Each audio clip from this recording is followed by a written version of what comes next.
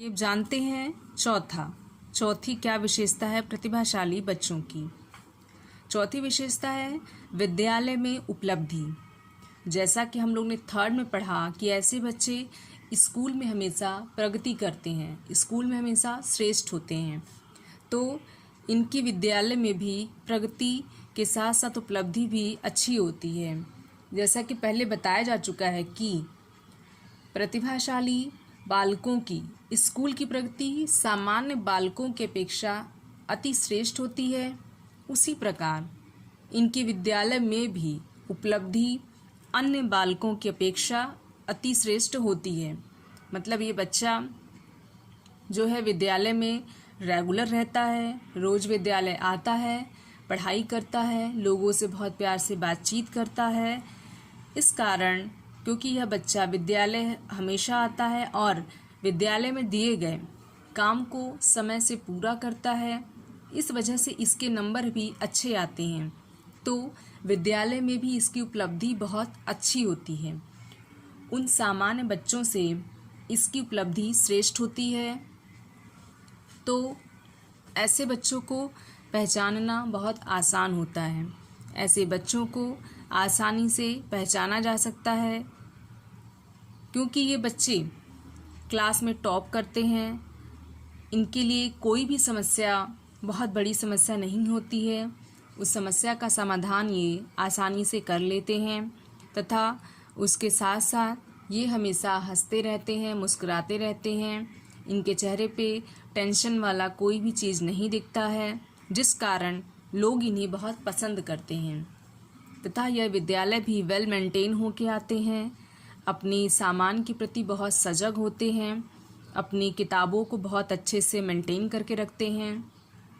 ऐसे बच्चे अपने विद्यालय के साथ साथ अपने घर का नाम भी रोशन करते हैं तथा ऐसे बच्चों से विद्यालय के लोग तथा परिवार के लोग बहुत ज़्यादा उम्मीदें भी बना लेते हैं। और ये जो प्रतिभाशाली बच्चे होते हैं, इनकी विद्यालय में तो अति श्रेष्ठ उपलब्धि होती ही है, इसके साथ साथ ये बच्चे अपने रिश्तेदारों, अपने मित्रों तथा अपने घर में अपने व्यवहार के कारण, अपनी उपलब्धि के कारण काफ़ी पसंद किए जाते हैं, क्योंकि इन बच्चों का नंबर हमेशा अच्छा आता है और इनसे सभी लोग बहुत खुश रहते हैं। तो ऐसे बच्चे की एक अलग ही पहचान होती है, इनको पहचानना बहुत ही आसान होता है।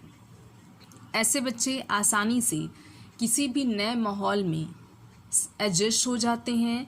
इनके लिए समायोजन करना बहुत मुश्किल कार्य नहीं होता है। ये जब भी कहीं किसी नए माहौल में जाते हैं तो वहाँ पे समायोजन करना इनके लिए बहुत दिक्कत वाली बात नहीं होती है।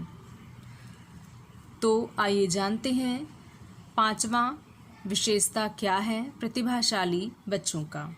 पांचवा है पाठ्यक्रम के अतिरिक्त क्रियाएं व रुचियां। इन बच्चों का पाठ्यक्रम के साथ साथ मतलब विद्यालय का जो पाठ्यक्रम है, जो सिलेबस है, इसके अतिरिक्त ऐसे बच्चे और भी कई चीज़ों में रुचि रखते हैं। तो इनका कई सारी चीज़ों में रुचि होता है, जैसे कि अपने स्कूल पाठ्यक्रम के अतिरिक्त प्रतिभाशाली बालक संगीत, कला, चित्रकारी, नृत्य, भाषा आदि में भी रुचि रखते हैं या फिर इन क्षेत्रों में अभ्यास करते रहते हैं।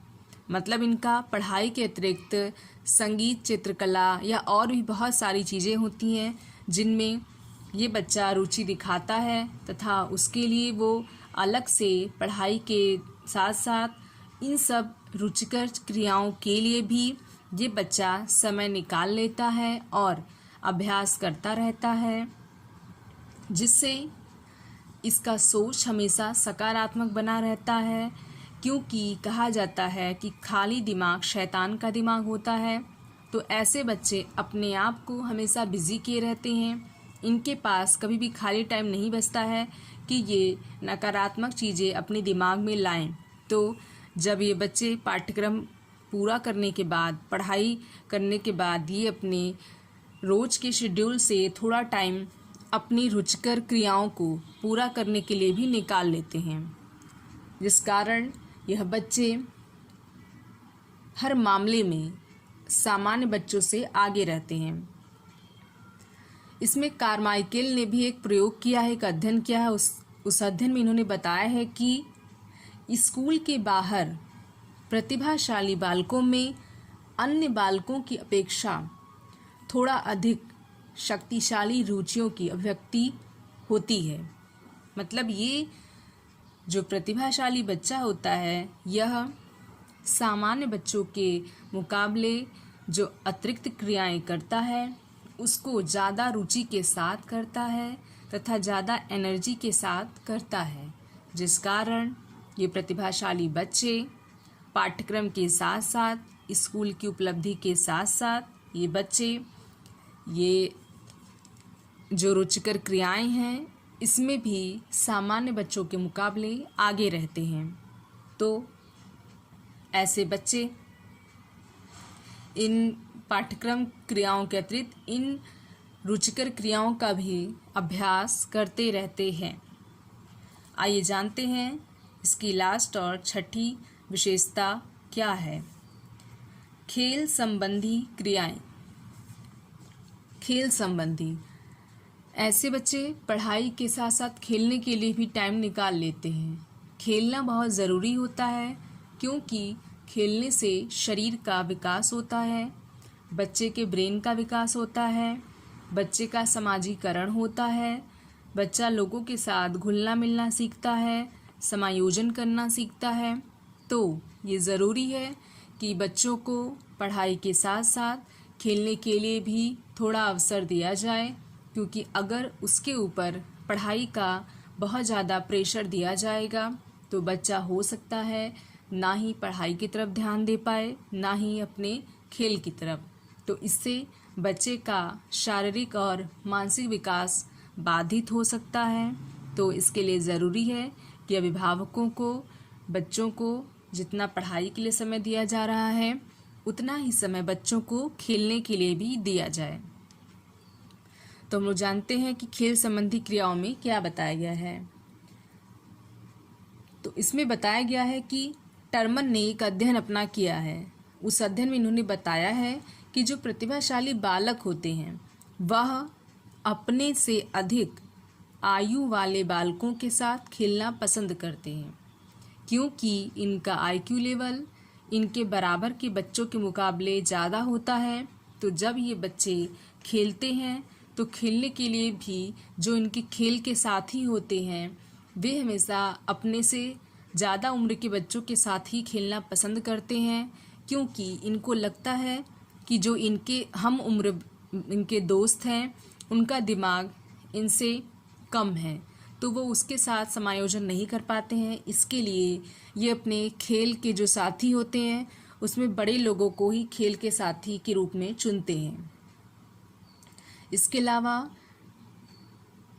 टर्मन ने और भी चीज़ें बताई हैं, जैसे खेल की दृष्टि से इनमें बहुत सारी चीज़ें देखी गई हैं और ये भी बताया गया है कि यह सामान्य बच्चों के मुकाबले अधिक कुशलता के साथ खेलते हैं और जैसे विद्यालय में ये प्रगति करते हैं, विद्यालय में ये सामान्य बच्चों के मुकाबले सबसे आगे रहते हैं, ऐसे ही ये खेल के दौरान भी सामान्य बच्चों के मुकाबले सबसे आगे रहते हैं और खेल में भी ये उपलब्धि हासिल कर लेते हैं। तो इसलिए ये बच्चे जीवन के हर क्षेत्र में ये बच्चे उपलब्धि हासिल करते हैं। लेकिन इसमें एक चीज़ ध्यान देने की आवश्यकता है कि इनको समय रहते बीच बीच में प्रोत्साहित करते रहना चाहिए, मोटिवेट करते रहना चाहिए, माता पिता को इनकी प्रशंसा करते रहनी चाहिए, जिससे ये बच्चा और भी ज़्यादा शक्ति के साथ या और भी ज़्यादा रुचि के साथ अपने पढ़ाई को, अपनी रुचिकर क्रियाओं को या खेल संबंधी क्रियाओं को खुश होकर ये बच्चे कर पाएंगे।